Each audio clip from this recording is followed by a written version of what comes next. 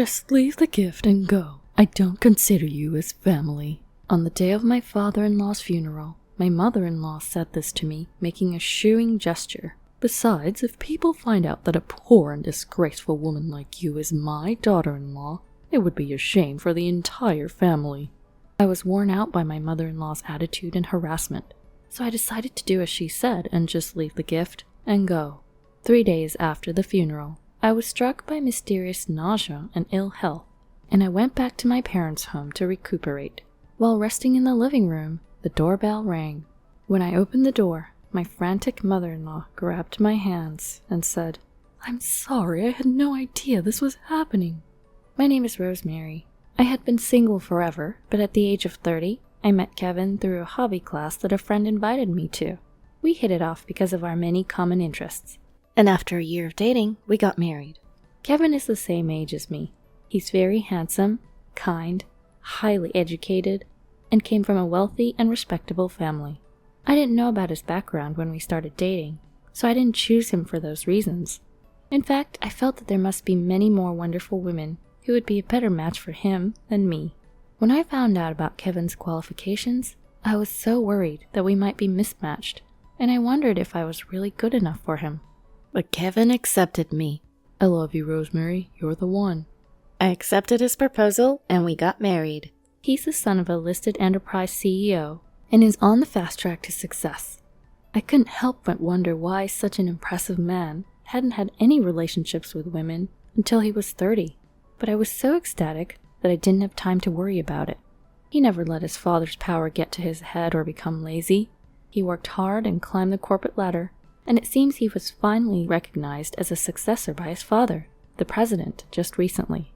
My husband and father-in-law were very busy preparing to take over the company, so they were rarely home, and we didn't have much family time. It seemed like they only came home to sleep, but they never neglected me. They would contact me when they had time, and they prioritized spending time with me on their rare days off. Honestly, he was a good husband. I vowed to support him forever. I was truly happy to be his wife, except for one thing. After getting married, I moved into Kevin's family home. I had planned to work to repay the student loans I had taken out during college, but Kevin pleaded, "I'll work hard to earn enough for the both of us, so please stay home and support me."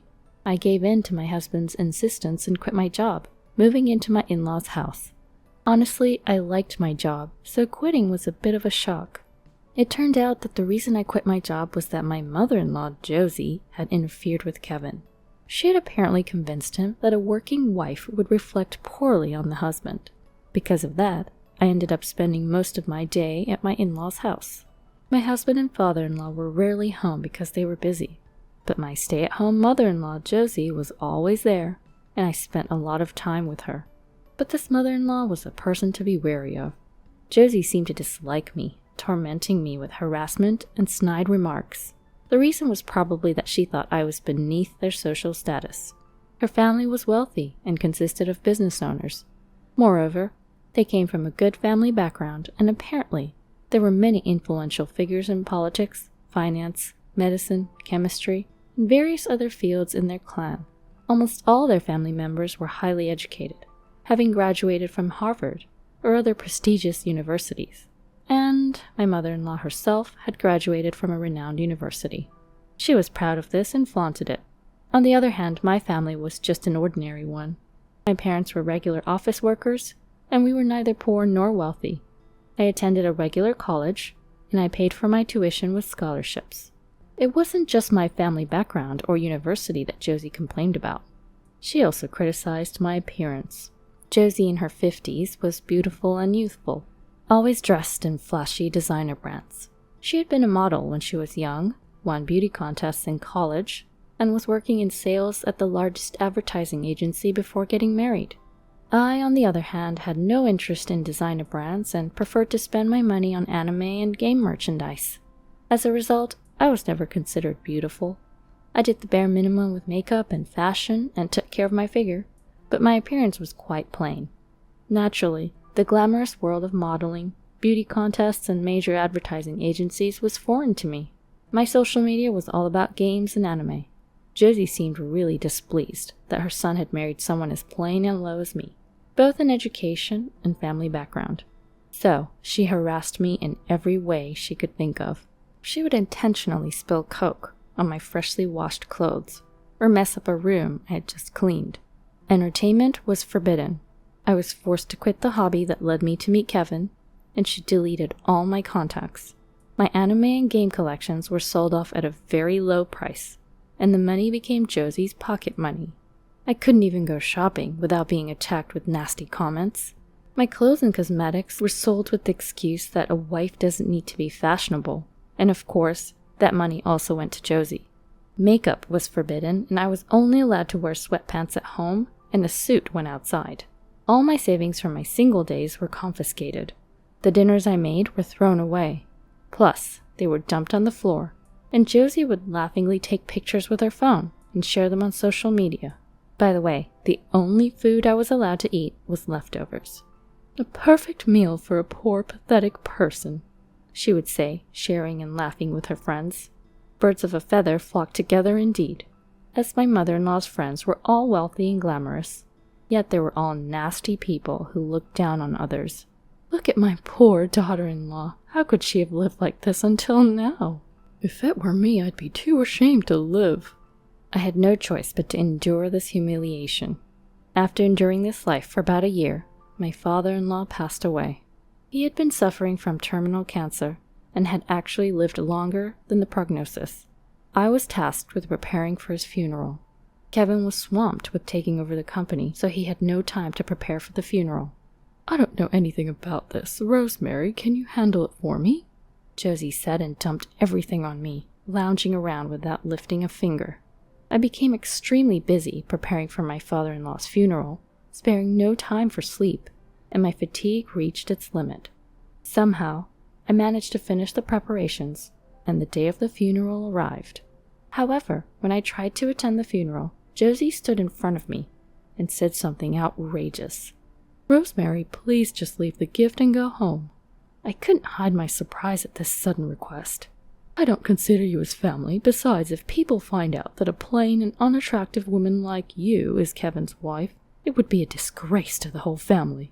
From my perspective, my mother-in-law's hysterical ranting was far more embarrassing, but I knew that arguing back would only heat things up and cause more commotion.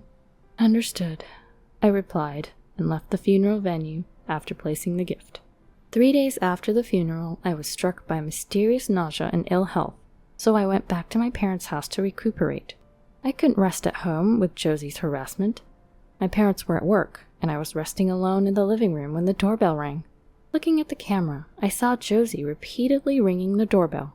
At first, I ignored it, but she kept ringing the doorbell and yelling at the front door, causing a nuisance to the neighbors, so I reluctantly opened the door.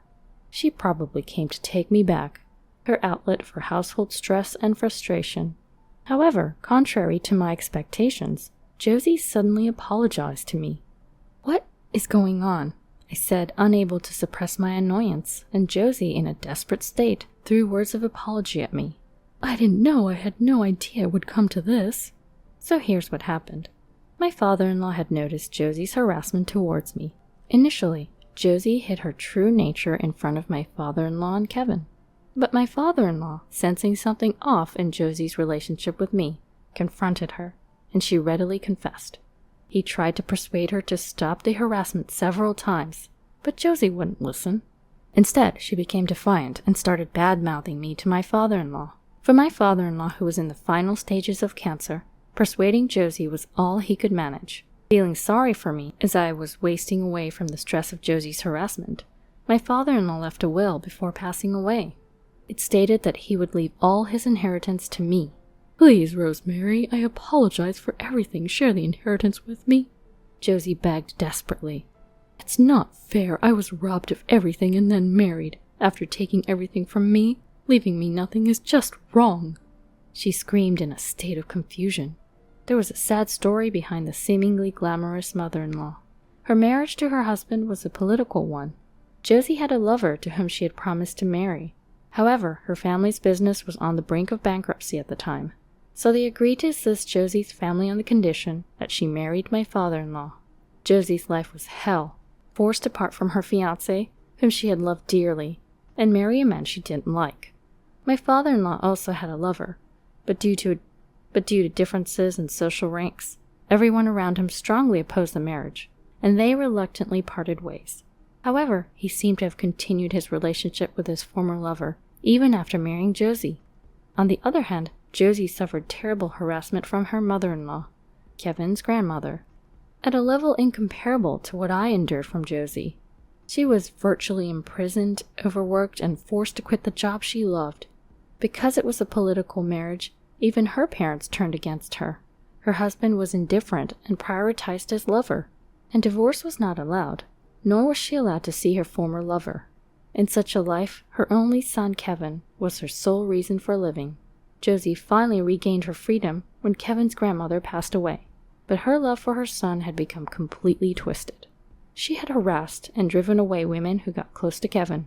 The reason Kevin, who was good-looking, well-off, from a good family, and presumably had no personality flaws, had no dating experience until the age of 30, was also due to his mother. Naturally, I was no exception. Josie could never forgive me, someone who had taken her son and had a proper marriage, something she was not allowed. So she tried every trick in the book to harass me and make Kevin and me divorce. I felt sorry for Josie after hearing her circumstances. However, Josie, I certainly sympathize with your situation, but... I approached Josie and whispered in her ear, "You've repeatedly called me poor and unattractive and made fun of me with your friends, you know. That was... You haven't forgotten about throwing away my food and messing up the room I just cleaned, have you? So that's what I'm sorry. Apologies don't solve everything, do they, Josie?" She was stunned by my words. While Josie's situation was pitiable, it didn't mean I could just pretend her harassment never happened.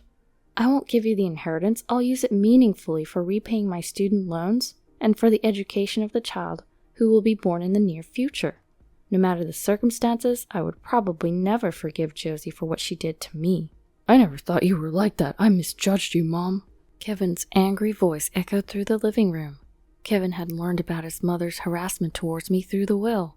He also found out that she had harassed every woman who got close to him since his student days, and in his anger, he declared he no longer wanted any relations with her.